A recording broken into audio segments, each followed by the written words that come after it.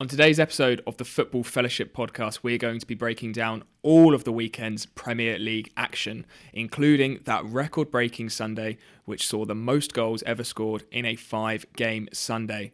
We're going to be looking at that crazy Man City Spurs draw, Liverpool getting a last-minute winner against Fulham to keep them second in the league, as well as Burnley scoring 5 goals. It may have been against Sheffield United, but who would have seen that coming? On top of that, we've also got the return of some Football Tennable, the much-loved quiz, so stick around for that and play along.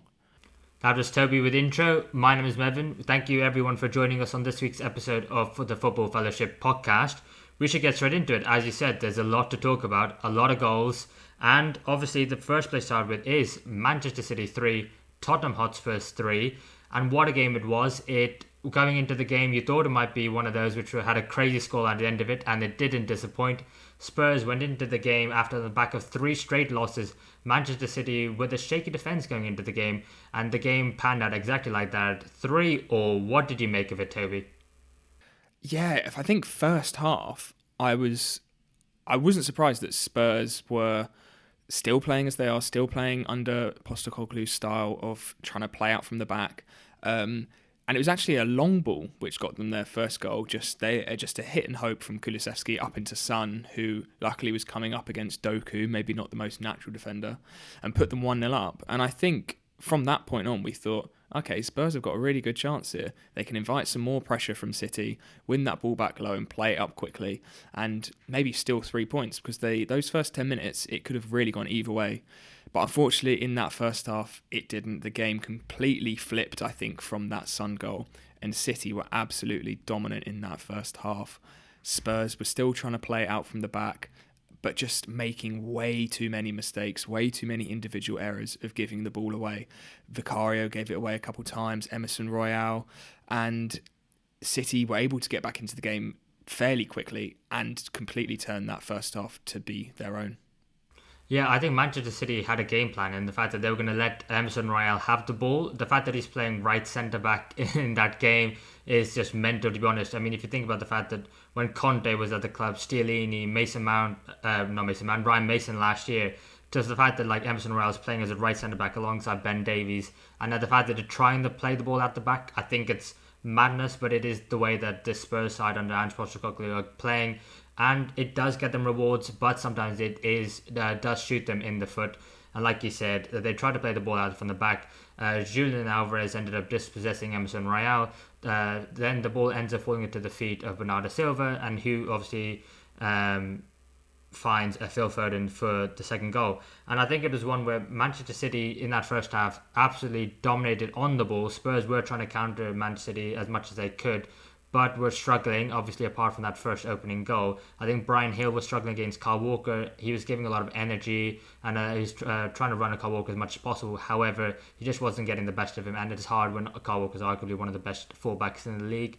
And changes were needed at half-time. I think Pierre-Emile Højbjerg coming on in the second half was much needed. I think the fact that they needed a bit more solidarity, which allowed Lo Celso to move further forward, Kulusevski on the right, Brennan Johnson on the left. And I think Spurs looked a lot more balanced in that second half.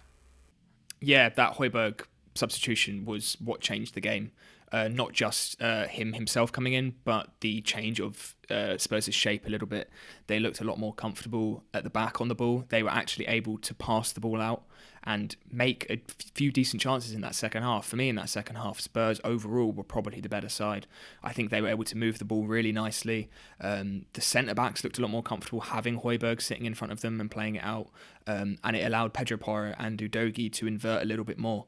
Spurs were on the ball. It gave them the opportunity to come into more central areas as opposed to being pinned out wide against Doku and Phil Foden. And for me, yeah, Spurs completely turned it around. City's press completely dropped, and that's what was winning them that first half, that City press, penning them in, putting them under pressure and causing those mistakes. But in the second half, the press was gone. Whether that was because Spurs were playing so well, or it was potentially a fitness or a mental thing for City, but it just completely changed, and the second half was way more even, and Spurs were able to get 2 goals in that second half. The first obviously coming from Lo Celso. Ben Davies won that ball really well, while Spurs were able to play that high line and push up a little bit more. Won that ball, Lo Celso scores, and then obviously Kulusevski getting that goal right at the end. Yeah, really impressed with how Spurs turned that round at half time, because it was looking a little bit hopeless, I think, in that first half, because it could have been 3-4-1. But fair play to Postecoglou. He stuck with it, and rightfully so, of playing out the back, because that first half made it look like a mistake. The second half made it look like fair play. You've actually done a really good job there. Yeah, and I think it's what I really want to see from the Premier League in general. I don't want to see a team go up against Manchester City, a team who are clearly better on paper, and just defend 10 men against the ball for 90 minutes and to just try and hit and hope. I think it makes for much more exciting matchups in games, as a neutral speaking. I don't know how it is as a Spurs fan. It must be like absolute torment seeing your team defend horribly at one end and then go ahead and score at the other. But I just think it makes it much more exciting. Teams aren't willing to stay back and just say, do you know what, have the ball. And it kind of feels a bit defeatist when you do that. Obviously, if you're a team lower down in the table and you don't have the quality as like the Spurs do up front to maybe hurt Man City as much as you can. But I do think it just makes it more exciting, and I'm all here for it. And I do hope that Ange continues. I do think, though, that Manchester City have shown, complacency in the last few games. I think against Liverpool, they took the foot off the pedal in the second half. They did the same in the Champions League in midweek. And also the fact that they did again here against Spurs. Do you think, the fact that Man City have conceded so many goals recently is an issue, Toby? I think it's a massive issue, and I think it's something that we will probably see potentially change in the coming weeks. I think we saw how Pep brought in Rico Lewis for Phil Foden. For me, that was not a defensive change, obviously, in the fact of their sort of back four, but in terms of that midfield and that pressing front line, we've seen Rico Lewis in games be one of the players who sits up alongside Haaland as the front man in the press after their press completely dropped at half time. And I think that change just showed that there was not something working that was preventing from Tottenham going forward. A lot of the sort of Man City defensive issue is coming from that sort of middle third. Teams seem to be a little bit easier to be able to play through. We've seen Chelsea score 4 goals with exactly that same problem, suffocating Rodri.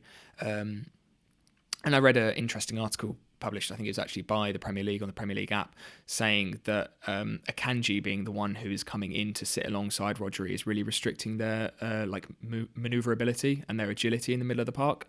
It's preventing, it's allowing teams rather to get through that midfield without having the legs potentially to prevent it. So I think we could see that as a point where Guardiola can see a weakness, and whether he will, we've said this the last couple of weeks, that they might need to start playing another midfielder on there, or going back to how we used to see Rico Lewis inverting into that position and sitting alongside Rodri, someone a little bit more mobile and someone who can hopefully sort of break up those attacks before they come at the back line, because the back line as well, when those players are running at them, don't look comfortable, because it's something we haven't really seen teams be able to do against Man City for so long. Yeah, it is a worry, and I think the fact that they're so easy to play through when this is the first time that midfield 3-4 Spurs have played together, Basuma, Lo Celso, Kulusevski. I mean, the fact that Kulusevski's even playing in midfield and actually did a really good job considering it's not his natural position is a credit to him. But like I said, I think maybe they're really missing someone like a John Stones. Maybe have the fullbacks stay in their position and have John Stones dribbling the ball into midfield and making his passes through there, because he was one where when he was doing it, Man City, were the team that won the treble. So it's definitely one where, out of all the money they spent, it seems like John Stones could be, the player who's the Man City are missing the most. But yeah, I think it's one where, Man City going into now are third in the table, slipping behind Liverpool and Arsenal. It's not anything to worry about really, though, is it? I mean, Man City are the favourites for the league. They still are the favourites. We know eventually they'll click. It's just a matter of getting through this tricky spell, isn't it? Yeah, I think so. I think they've had some tough fixtures. They've got another tough one next week in Aston Villa away. Whether they will be changing anything, Aston Villa, we know, are a side who like to play out from the back just like Spurs do. They like to transition into attack very quickly just like Spurs do. So there could potentially be something that Pep tries to do, like you've said, playing someone potentially like John Stones in that role who had a little bit more freedom, a little bit more movement. But no, overall, City still looked incredible in that first half. Absolutely dominated. Should have won the game in that first half. Probably 4 or 5-1, to be honest. The chances they had, hit the post twice, and Haaland missed a couple decent chances, which we don't get to say too often. So I don't think it's panic stations at all. It's just segments of the game where City seem to lose control, they seem to lose it quite drastically. If they keep control for that whole game, they're absolutely loving it. But otherwise, potentially a few little weaknesses in there, but we know City are still going to dominate most of the game. So, yeah, no worries particularly. What did you make of the that chance? Well, the refereeing decision that led to Jack Grealish not having a chance at the end, I should say, where the referee blew early and didn't play the advantage. It's obviously dominated a couple of the headlines coming out of the game. I don't think it's taken away from the fact that Man City weren't great in that game, but everyone does seem to be talking about it. What are your thoughts on it? Yeah, I think if you're a City fan, you're fuming. And there's not really too much to say beyond that it was just a mistake from the ref. I think it was just a poor lapse of judgment.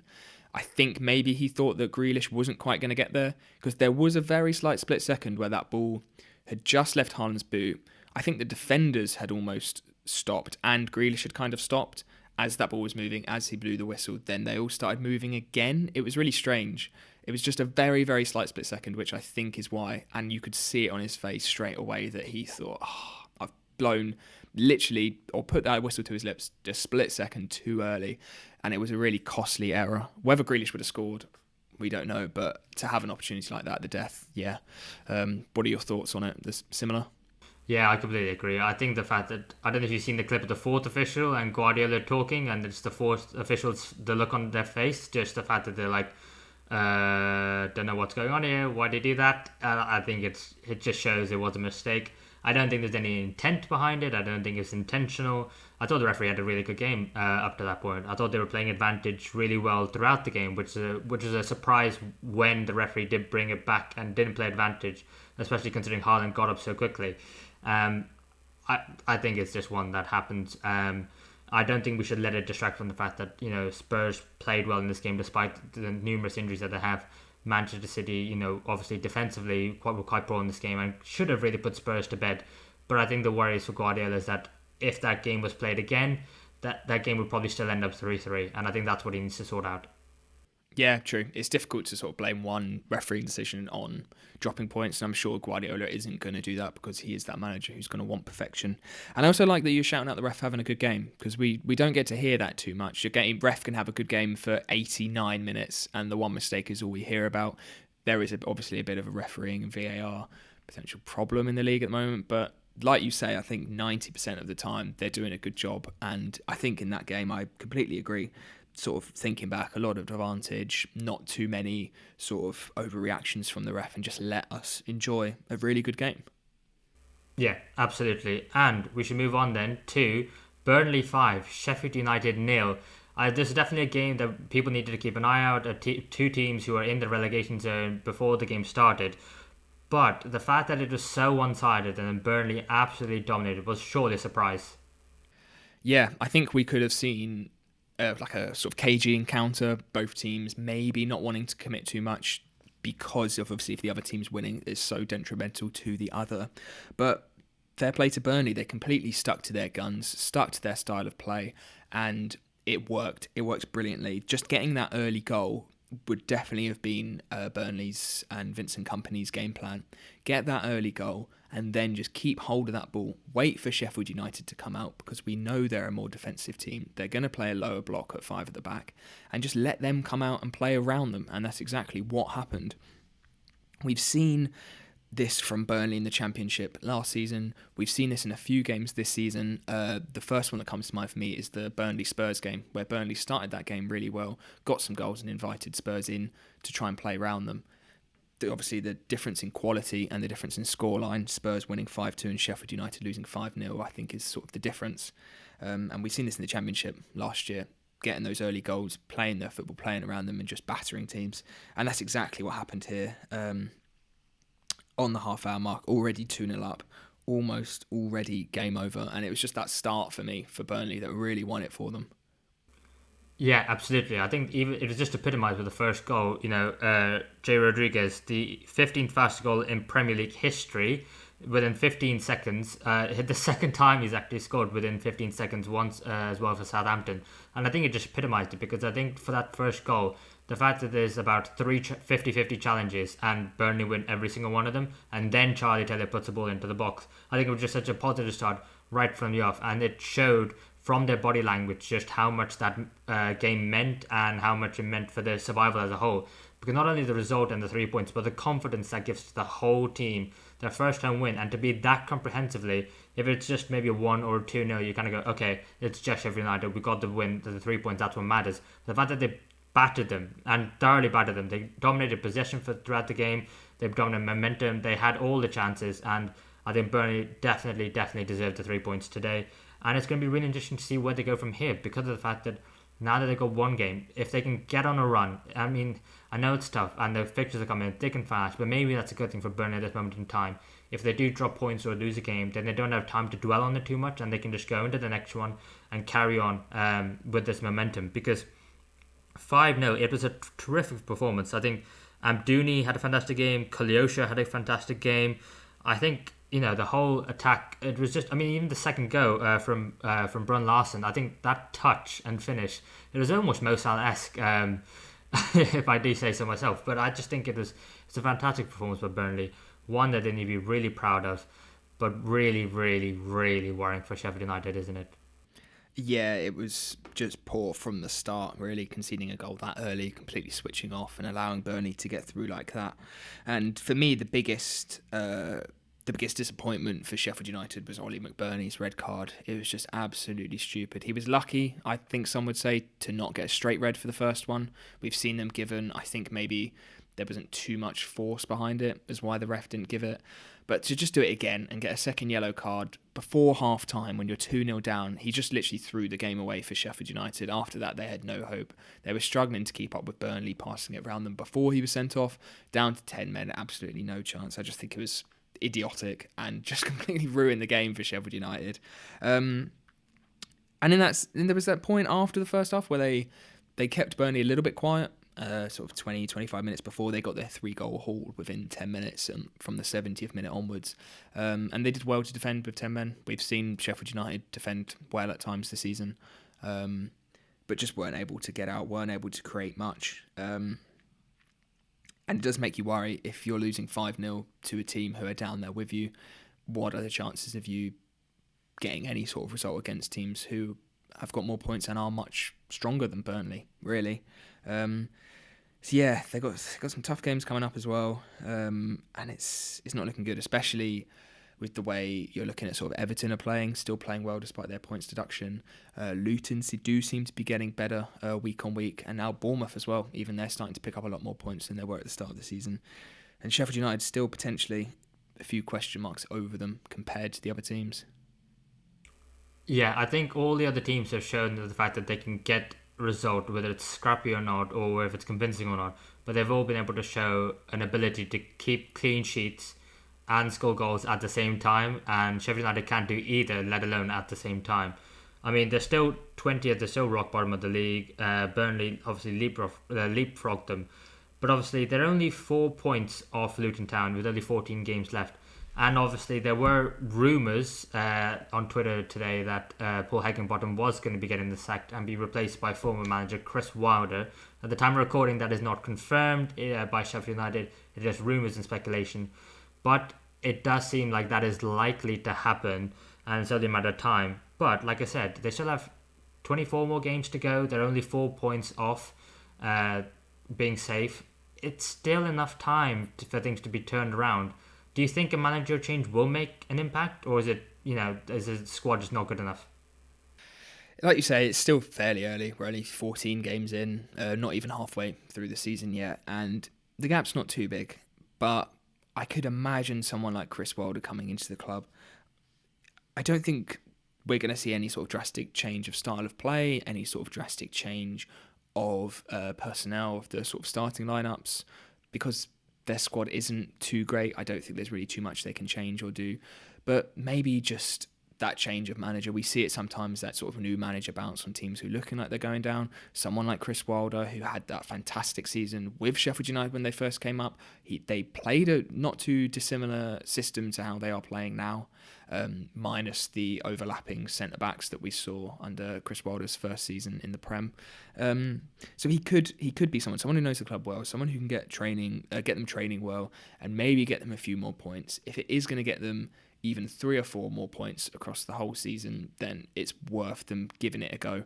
Because at the moment, without some changes, whether that's the manager or what else, well, what is going to change? They're not picking up enough points at the moment, unfortunately. So who knows? It could be worth it. Yeah, I agree. I feel bad for Paul Heckingbottom, but at the end of the day, the squad isn't good enough, and he's not able to get enough out of the squad. Whose fault that is, I don't think it's necessarily his, but I do think a managerial change is due now, probably at Sheffield United. Obviously, don't want to lose a manager, lose his job, but if there was a manager who did deserve it, arguably would be him. My only issue would be with if it's Chris Wilder who comes in from the situation where he left the club last. The fact that he was upset about the amount of money being spent in the transfer window, a lack of money being spent in the transfer windows, and the fact that he wasn't happy with the overall squad. I don't think that situation above him has changed much at all. So even if he does get appointed and they go into January, I don't think he's going to get a bucket load of cash either.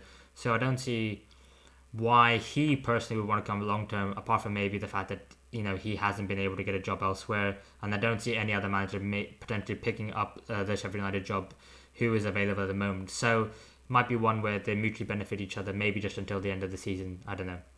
But yeah, like you say, sorry, I was just going to say, like you say, that the problems sort of running with the club, I think it's not necessarily the managers or the players. I think what summarises it potentially, the lack of ambition, is the way they sold Clinton Ndai to Marseille in the summer. Best player last season, potentially someone who could have got them a lot more goals, could have been their main man, just sold and gave them very little hope, I think, in that attacking department without a replacement. And then Sanderberg to their relegation rivals Burnley. So sums it up. Yeah, it does. But we should move on then. Next up is Liverpool 4, Fulham 3, and a game I didn't expect to be talking about this high up. I thought it might be a bit of a straightforward game for Liverpool. I thought that they were going to be the better team on the day, but Fulham really turned up today on Sunday and really showed that they were a team to be threatened with, and they gave Liverpool a real run for it, didn't they? Yeah, straightforward. It was not far from it. Absolutely crazy game. I feel like I've struggled to I like to look at the tactics, the lineups, the stats and things like that in most of the games. But for this one, I feel like you've just got to look at the game itself. And for me, it was the Liverpool goals were the highlight of this game. I feel like every single goal was absolutely mental. You got Trent's free kick, which was so unlucky to go down as an own goal, just that slight nick off Leno. But it's millimetre low and it's off the bar and in. McAllister somehow scores an even better one later with an absolute rocket. I remember watching, I think it was Brighton Leicester at the Amex, and he scored a free kick, a banger, and then he had one very similar to this where he just absolutely banged it in off the bar, but it didn't cross the line, and he almost scored an insane hat-trick. And this goal just really reminded me of that game and just how he has got such a sweet strike on him. And then as well, Endo and Trent, both their goals, really nice strikes. So just some absolutely lovely goals. But it was just crazy that Liverpool even needed 4 to narrowly win against Fulham. It seemed Liverpool looked pretty vulnerable at the back, a little bit sort of all over the place at times, and Fulham just went for it. They were happy to sort of go forward, try and score some goals, and just like you've said, not just completely sit back, despite the fact Liverpool probably did dominate, but not completely sit back, get forward when they can and create some nice chances for themselves. So yeah, for me it was nice to watch it as a neutral and just appreciate the goals. That's what we had all weekend. How is it for yourself as a Liverpool fan? What did you see that went well for Liverpool, and where do you see that they struggled and where Fulham were able to get into the game? Yeah, it was a mental game, and to be fair, because I knew we were going to be recording the podcast, I almost didn't watch it because it was the same time as Chelsea Brighton, and I thought, maybe that'll be a game that's more likely to have a scoreline that will give us something to react to. But I'm so glad I did, because of the fact that, I think this is the beauty of the Premier League. You can never anticipate what's going to happen. And I think the fact that Fulham came to Anfield and were like, we're going to give Liverpool a real go for it. And I think they really did. I think credit to them, because Liverpool, I think, just about did deserve the win. They were the better team on the day. They had more chances. They were going forward with a bit more intent and had the better XG on the day. But I just think that Fulham were able to find a way to get goals. which is surprising considering before this game, Liverpool had the joint best defence in the league alongside Arsenal. That is definitely not the case now. And I think a big part of that is because there was no Alisson Becker in goal. And I feel like it is harsh to say, but I think like Kelleher should have done better for at least, definitely for the first two goals. The third goal, I think it's a wonderful cross to the back post, which Bobby Deckard over Reed heads in, and I don't think he can do it better. But the first two, I do think for Harry Wilson's goal, the ball goes through his legs. I think for the second goal, I don't think he gets out. Who was it to score the second goal? The right back, Tete. I don't think Tete gets to Tete quick enough. And then even then when Tete does have the shot, I think maybe he should save it. But I think that's what happens when you have arguably the best goalkeeper in the world and Alisson Becker out, and you just have just a good goalkeeper. And I think Keller is just a good goalkeeper, but compared to arguably the best in the world, there is going to be a drop off, and it showed. It just kind of really highlighted, I think, for me and for all other Liverpool fans, if we didn't already know, that just how world class Alisson Becker is and how vital he is to this team. So I think it could have been a bit more straightforward and routine. But I think credit to Marco Silva, because any time that Trent got on the ball and inverted, which he did in this game, and he was outstanding in this game, and we'll talk about him in a bit. But I think it showed that the fact that Robinson was just bombing down Fulham's left all the time, and the amount of runs he had in this game, the amount of dribbles he had successfully, he was just a constant threat, and it was down that side. I think 50% of Fulham's attacks all came. So I think, credit to Marco Silva, because he did find a way to get at this Liverpool defence, who have been really good this season and at home, and in which Liverpool haven't lost a game in all competitions, and they came so close. If it wasn't for the magician that is Trent Alexander-Arnold. Yeah, he's now, he's scored 2 in the last 2, but he really has scored 3 in the last 2. He's on a good bit of goal scoring form, and it is nice to see him get his praise, because it seems like all we've sort of talked about in the last couple of years is potentially his defensive weaknesses.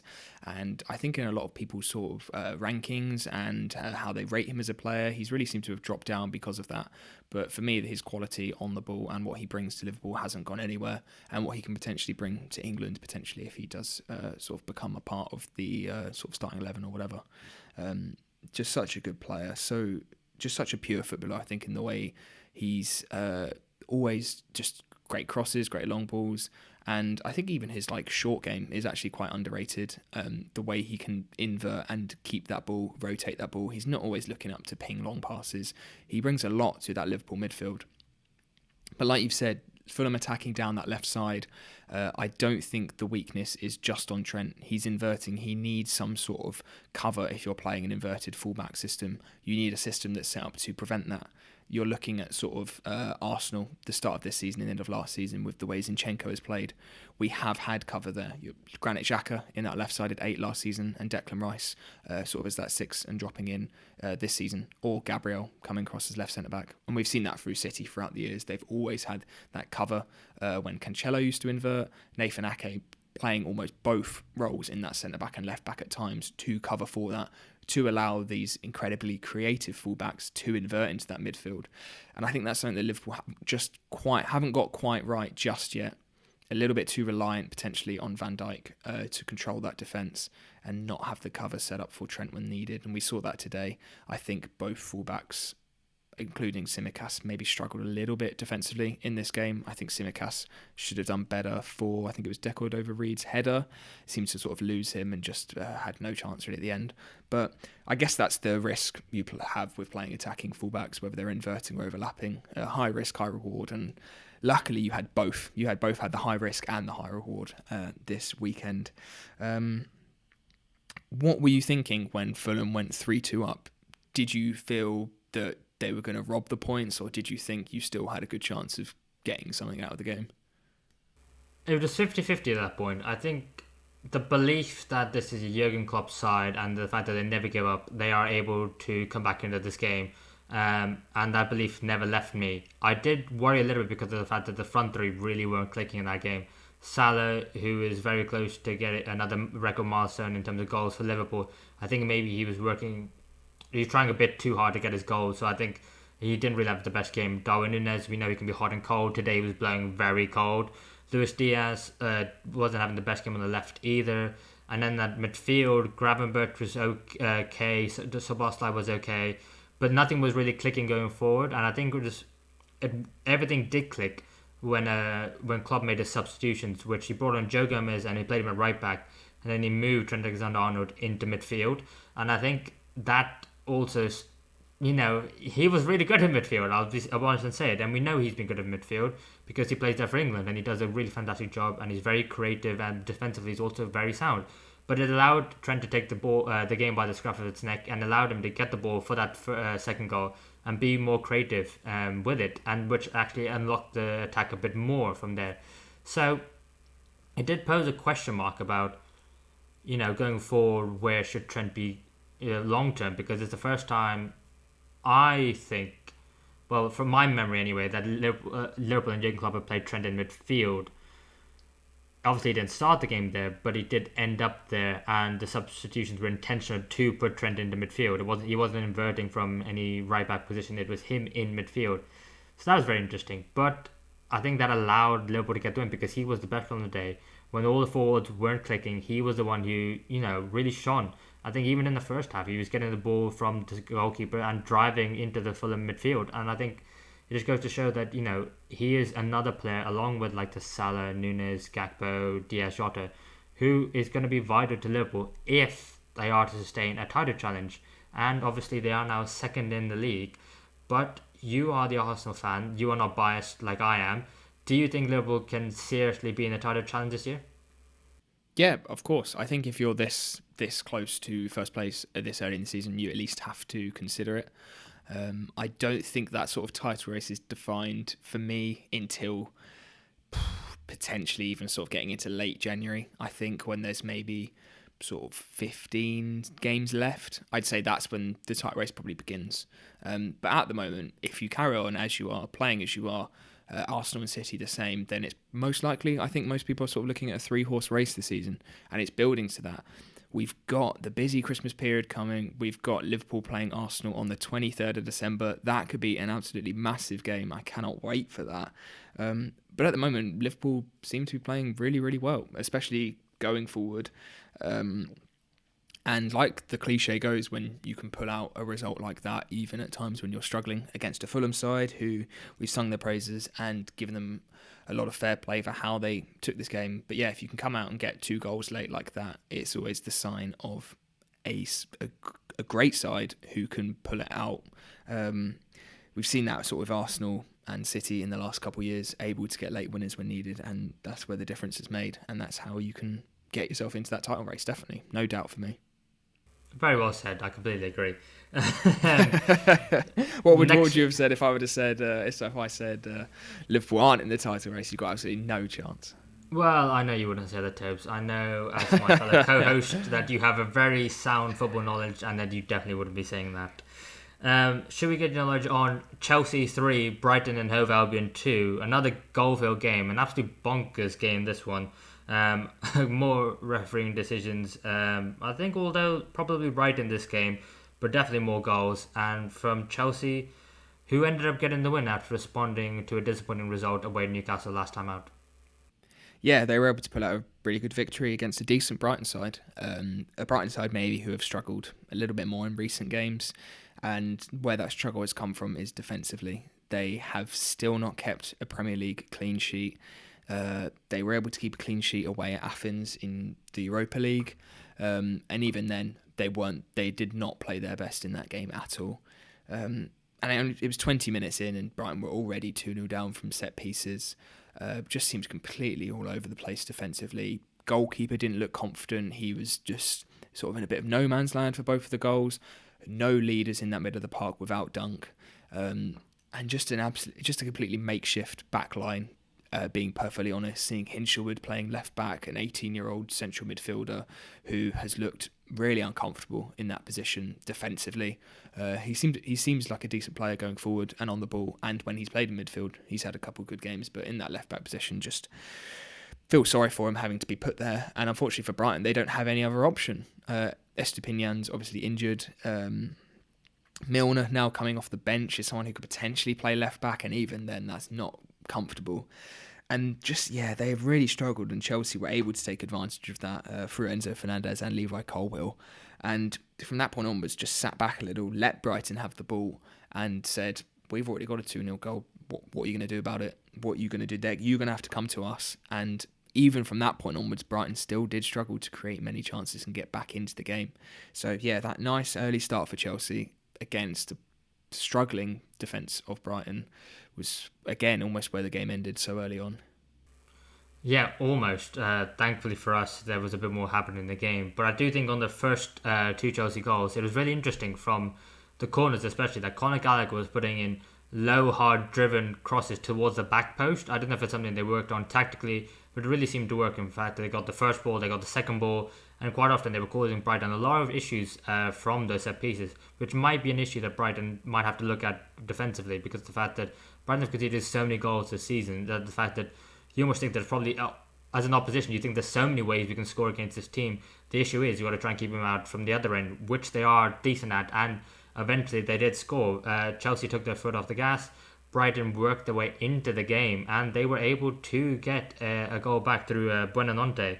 It was a lovely goal, and I think it was, or maybe being a bit harsh, but I thought it was bad defending by Colwell. He didn't get out to Buonanotte quickly enough, and then when he did, he just dropped back and didn't let him kind of have the shot on the inside, which was just, it feels like a rookie error. It felt like a centre back playing a left back and wasn't quite sure positionally where he was meant to be. But obviously, then the game changed completely with Conor Gallagher's 2 yellow cards. One he picked up before the goal and one after. And I think it was really, really silly. I think his first tackle was a yellow card, but any higher, and I think it could have been a red anyway. And then that second challenge he made on Billy Gilmour, I don't know what he thinks he's doing. He's behind Billy Gilmour. The ball is nowhere near him. And he completely takes him out, and it is nothing but a yellow card. The referee puts it out, gives that yellow card out so quickly. It was so obvious. And the second game in a row where Chelsea get the captain sent off, and then it just creates an unnecessary uphill battle for them.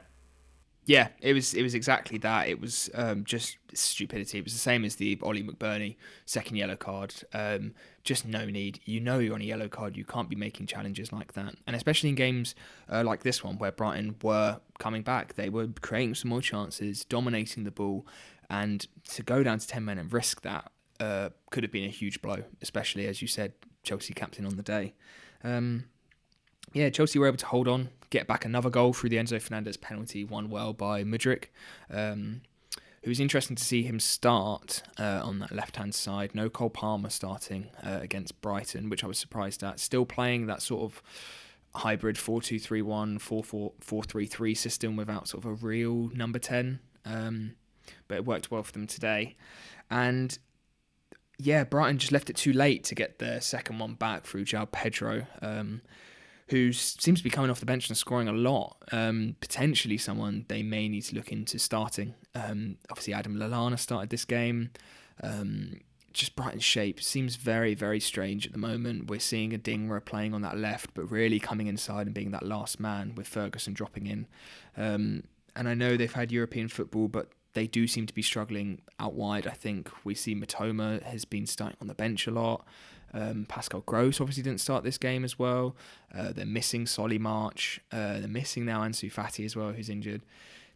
They just aren't clicking, and it's a real shame because I think the Brighton we saw last year was so good, and it does feel like quite a drop-off, despite maybe not a massive drop-off in points. I just think a drop-off in the individual games has been pretty big, and I think that's sort of been highlighted by seeing Colwell play for Chelsea.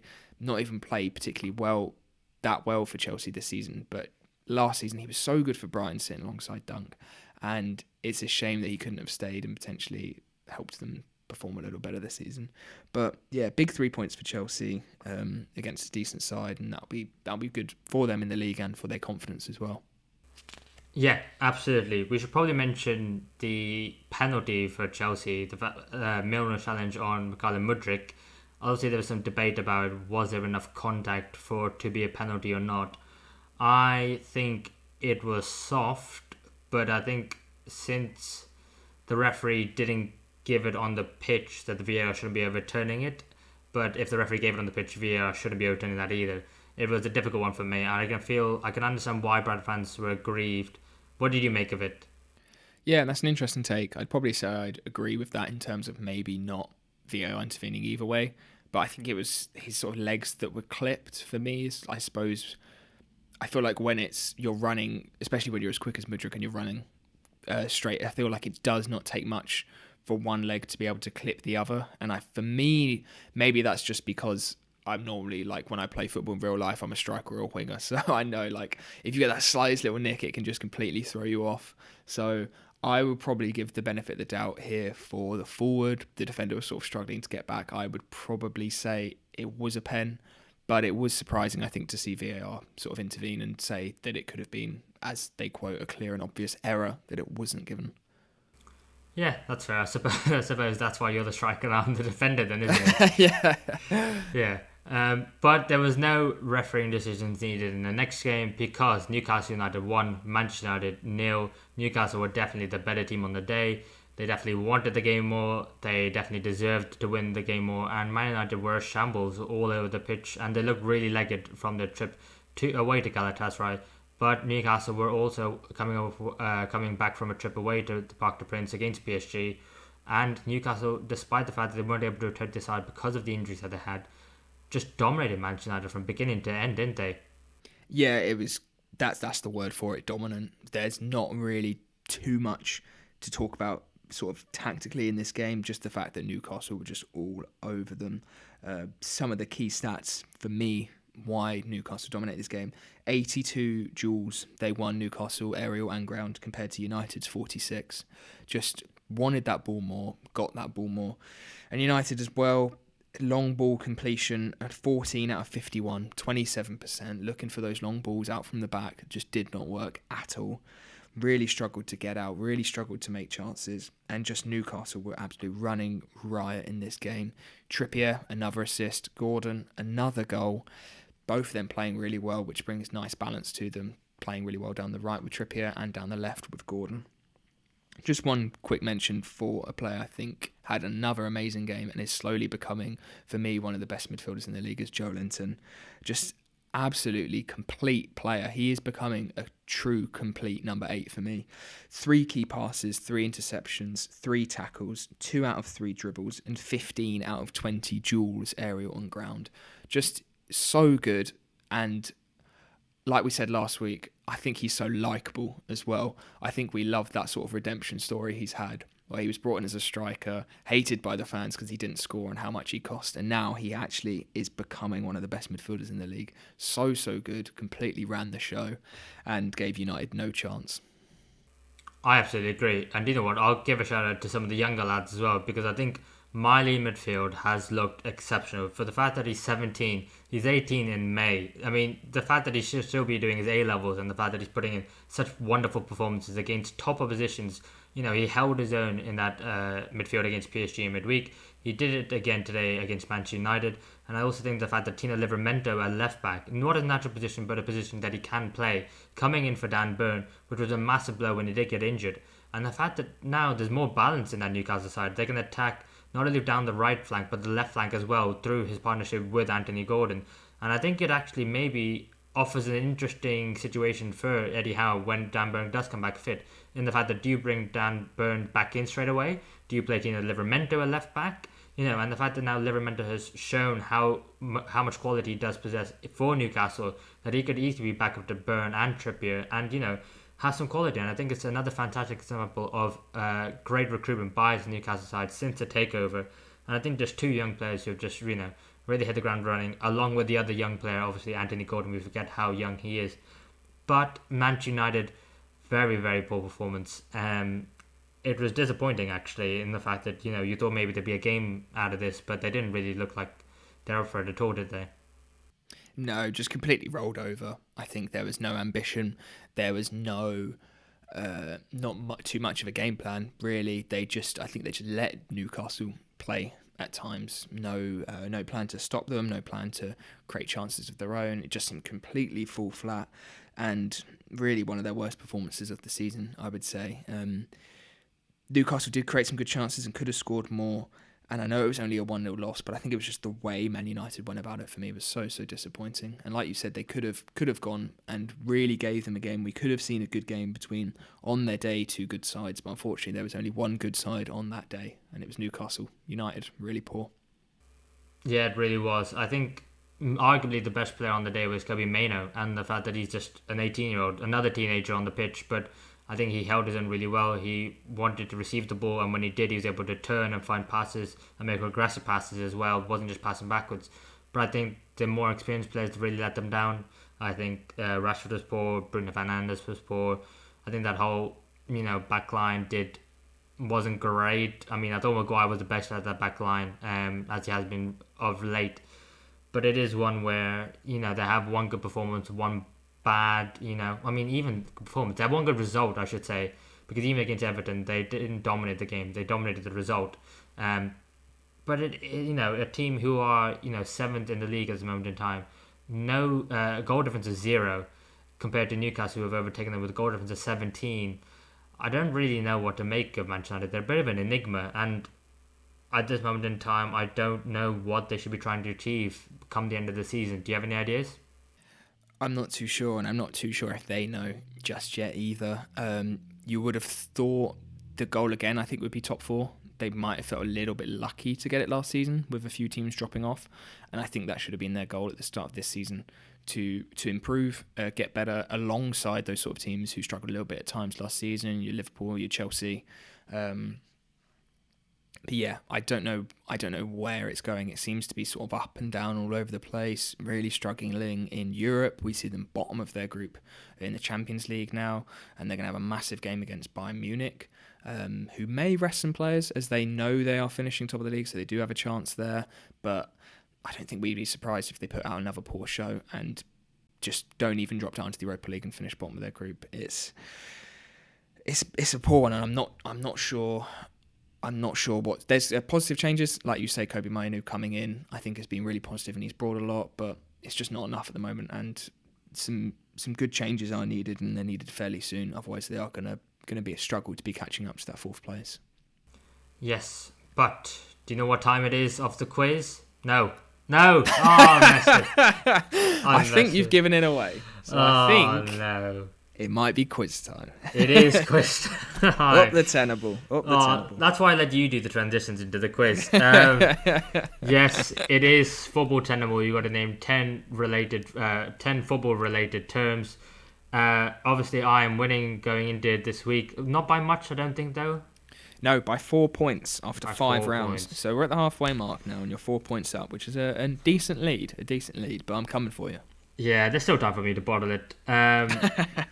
But yes, if you're unfamiliar, then, obviously go check out our previous videos. We've been doing a whole series on it, and we've been really enjoying it so far. It's been fun to do this. And we haven't embarrassed ourselves too much so far, I don't think. I'd say I've embarrassed myself on the Arsenal questions. I'm pretty disappointed with my performance on those. But you've done very well. So I would say on the Liverpool ones as well. The Liverpool Champions League goal scorers, I definitely should have got more. Okay. But don't worry, today is a new day. There's so time. Since you are losing, do you want to go first or second? I think I guessed first last time. So am I guessing first? So I'm going to make you guess first. Okay.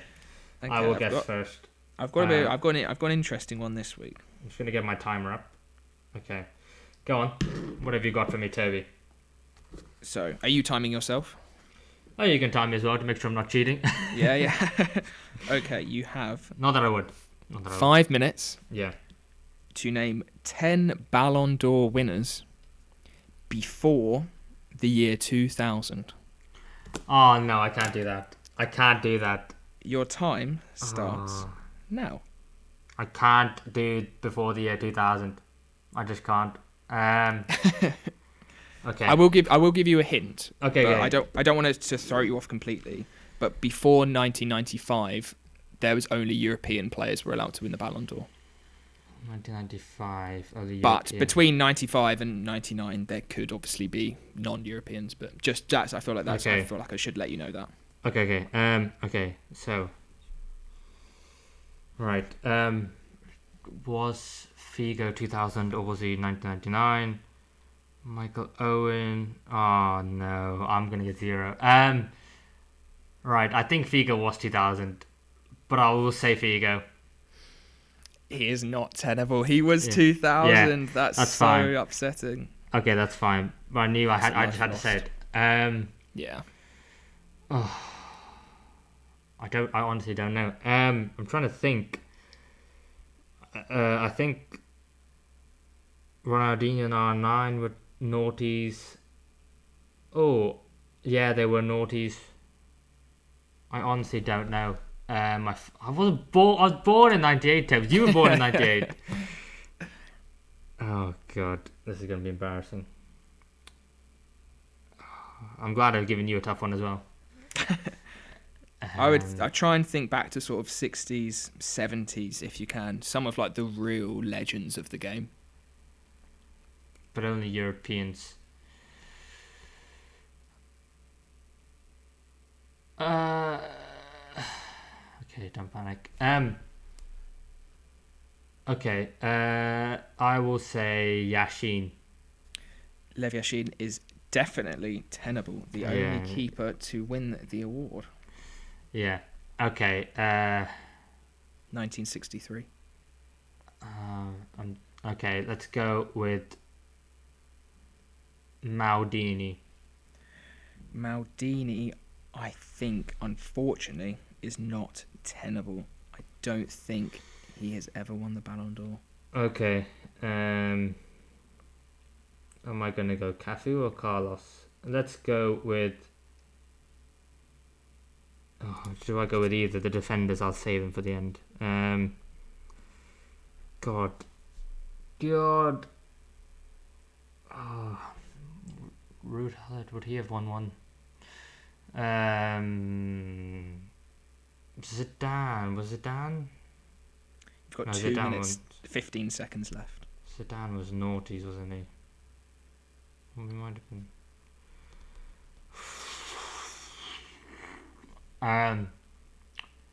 Only Europeans, so couldn't be Pele or Maradona. I don't play old FIFA Ultimate Team, so I don't know the legends. I play career mode. Icons. I don't know the icons. There is a good selection of icons in here.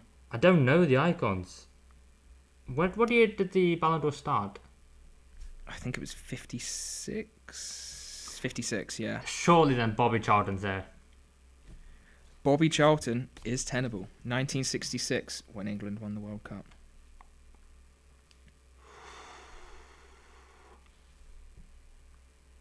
A minute and a half left. I will start giving some clues in a sec, because there's a couple big names that you should definitely get.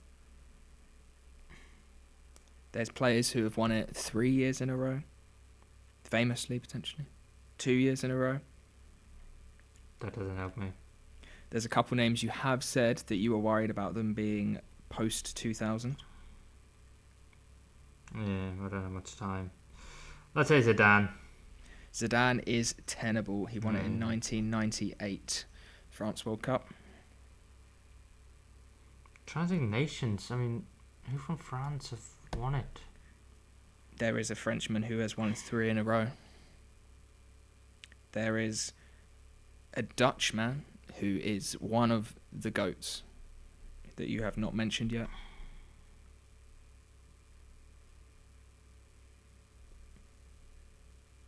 There is a German leader who is, again, one of the GOATs. Oh, this is embarrassing. I'm not clipping this out and putting it out anywhere. There's 2 Brazilians in 99 and 97. You've got 10 seconds left. 2 wrong guesses left. 5, Cafu. 4, 3. Cafu is not. 1. I'll Carlos. let you have one last.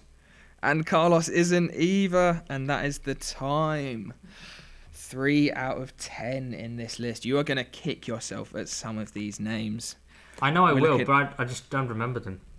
Rivaldo, R9 Ronaldo, Stoichkov, Baggio, Van Basten, Ruud Gullit, Platini was the one who won 3 in a row. I said Gullit, he was on my maybe. Fuck. Kevin Keegan won 2 in a row. Looking at Franz Beckenbauer, Johan Cruyff, Gerd Müller, Liverpool legend. Oh, sorry, not Liverpool legend. Man United legend George Best. Looking at Alfredo Di Stefano back in 57 and 59, and the first ever winner was Sir Stanley Matthews in 1956. No, I told you, like past 2010, I won't be able to get anything, and then you went past 2000. Well, I was going to go pre-95, so it's just going to be just Europeans, but I thought I'll make it 2000 because there was quite a few sort of big names in there. Oh, God. Because I wanted to do a Ballon d'Or one, but I thought any Ballon d'Or winner would be too easy. I actually know all the ones before 2000. I could name them off I can name them in like 20 seconds. Well, I'm glad I didn't go for that then. I'm glad I went for what I did. You need to watch some really old black and white football on YouTube, I reckon, Mev. Maybe.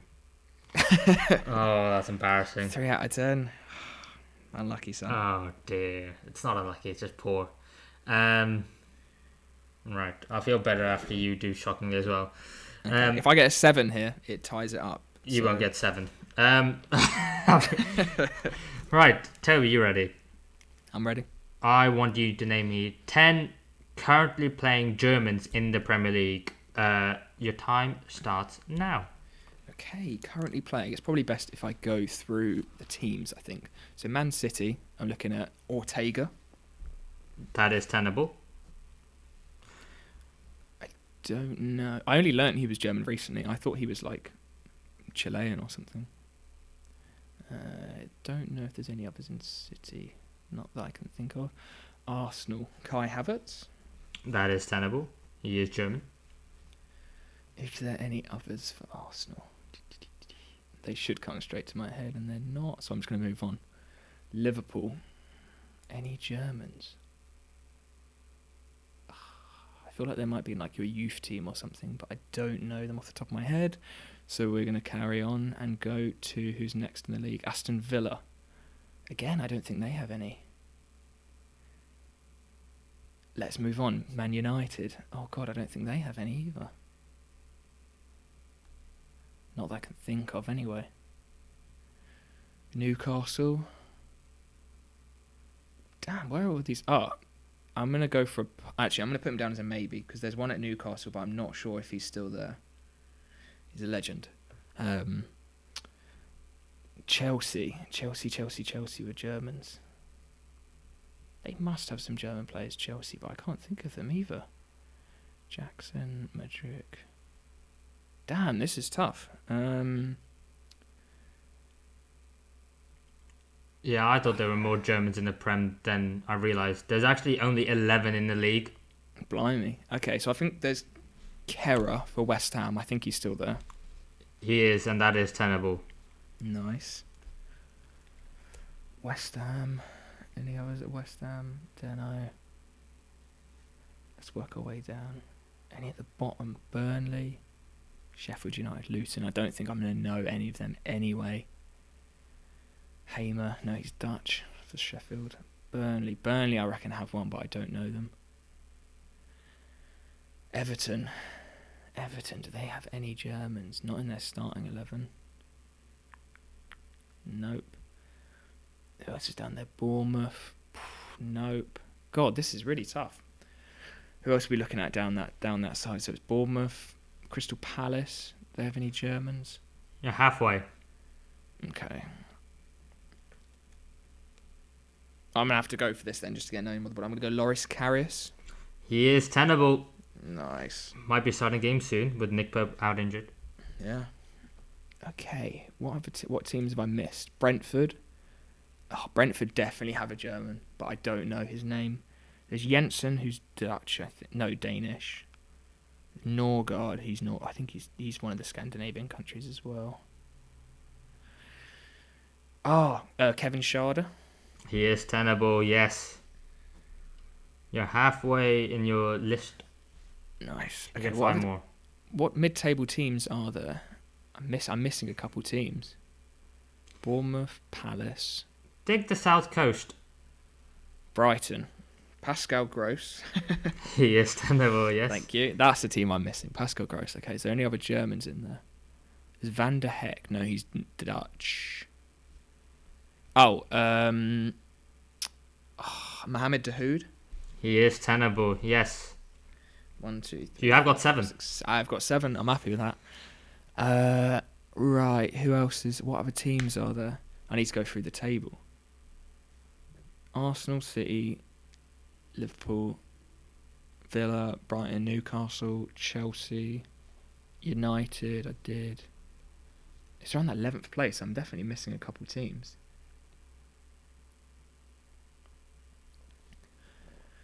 But I'm not sure who I'm missing. Oh, Wolves. Do Wolves have any German players? Again, not that I know of. Let's just try and think of any random Germans that play in the Prem. Or German national team. You've got 30 seconds, and I'll give you a clue. There is a former Arsenal player who's still in the league, plays week in, week out. He's German. Arsenal player who's German, damn. Well, it's not Mustafi, I can tell you that. No, it's not Mustafi. Is it a keeper? Thank you very much, Mev. Bernd Leno for my 8th player. That is tenable. 10 seconds left. There's another one at Fulham. I feel like there must be one at Fulham. Is Rummenigge? Is he German? He is not. That is not tenable, and that is also your time up. I'll take an 8 out of 10 now. I'm well happy with that. That was really well done. You definitely nailed that. I didn't think you were going to get as many as you did. 8 out of 10. Who were the 3 I missed then? So, there's another one at Fulham, like you correctly said. I've never heard of him. Apparently, his third choice goalkeeper, Steven Andreas Bender. I would never have got that, so that's fine by me. Yeah, so he was the 11th. I was like, there's 11 Germans, you're probably not going to get him, so realistically there's 10. And the 3 you missed. At Burnley, there is a centre-back, Jordan Bayer. I thought there was one at Burnley, but I don't think I would have got that. He's German. You went over him at Brentford. The midfielder, Vitaly Janelt. Janelt, that's it. I can always get the Norgard, Janelt and Jensen always mixed up. Damn. Yeah, and that was it. You did a cracking job with that, to be fair to you. Really well done. I'm chuffed with that. I feel like I've redeemed myself in Tennable now, so I'm happy with that. And that also means you take the lead. By a point after 6 rounds. It's very close. I told you, after that introduction you gave, I told you there's space for me to bottle it. And as you said, you've done it nice and early. Nice and early. Don't have to deal with that disappointment further down the line. Yeah. Very well done. We should quickly talk about the Premier League table as it stands, which I have very conveniently just closed. Because things are shaping up quite nicely. You have Arsenal now at the top of the table on 33 points with that win over Wolves. What did you make of Arsenal's performance on the day? Yeah, it was a good performance. It was a really good first half an hour or so. I think Saka and Odegaard had probably their best games of the season for me. Both really stepped up. Jesus was really linking the play nice. It was a really good, solid all-round performance. Second half fell a little flat, and it was a shame not to keep a clean sheet, but it was a fairly comfortable win and a good home performance to keep us top of the league. So not too much to talk about in that one, but a good win. Fair enough. I think there was actually lots to talk about in Bournemouth 2, Aston Villa 2. I think Bournemouth on the day were the better side, and if it wasn't for a late Ollie Watkins goal, I think Bournemouth could have come away with all 3 points and arguably deserved to on the day. But I did think to myself going into the game that Aston Villa, if they're going to, it seemed like the fixtures against Man City and Arsenal coming up were like the one drawing a lot of the attention. And if there was going to be a banana skin before those fixtures, it was going to be against Bournemouth. And, they totally deserved at least a point in the game, arguably, if not 3. And it's one where they're now on 13 points, 6 off the relegation places, 4 off Luton Town in 17th. And they really created a bit of a buffer now to the rest of the sides. Speaking of the other sides down there, Nottingham Forest 0, Everton 1. A much needed point, 3 points for Everton, wasn't it?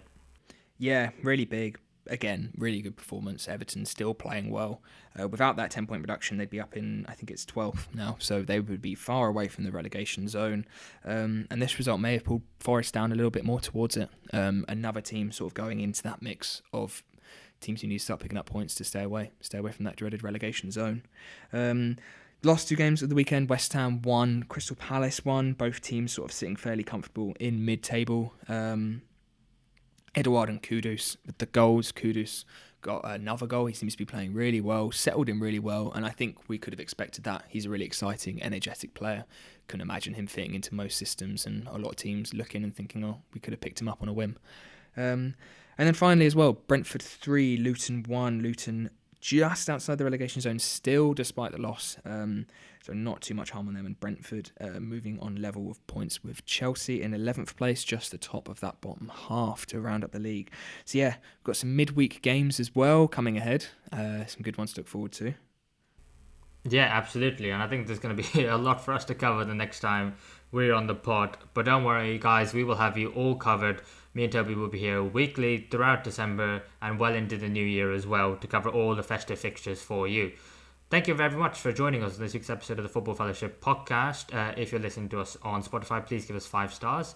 And if you're watching us on YouTube, please give us a like, subscribe, and most importantly, tell your friends. We're just two great guys talking about football, and the more the merrier. Anything else to say, Toby? Other than we will see you in the next episode. We certainly hope so. Take care. Cheers.